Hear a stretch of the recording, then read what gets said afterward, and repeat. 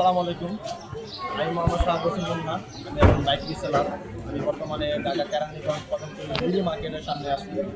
আমি একটি গাড়ি কিনলাম, সুজুকি জিক্সার FIDX 2024-এর মডেল। গাড়িটির নাম্বার হচ্ছে ঢাকা মেট্রো ল 650781। এই গাড়িটি কিনলাম টাকা দেখো আমার এই সোহান ভাইয়ের কাছ থেকে। এই গাড়িটির মালিক, আমি এই গাড়ির কাগজ 2,02,000 টাকার বিনিময়ে গাড়িটি আমি কিনলাম। ওনাকে আমি সম্পূর্ণ টাকা দিয়ে দিচ্ছি। টাকা পয়সা বুঝে পেয়েছে। আজকের তারিখ হচ্ছে 1/10/2025, সময় হচ্ছে আপনার দুপুর 11টা, সকাল 11টা। এই তারিখের পূর্বে গাড়ির বিরুদ্ধে কোনো মামলা মোকদ্দমা থাকলে তাই সোহান ভাই এটা দায়ভার বহন করবে।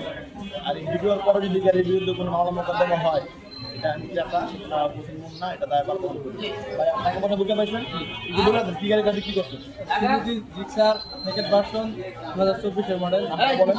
ঢাকা মেট্রো ল 650781। আপনার নামে গাড়িটা? আপনার নামে স্মার্ট কার্ড?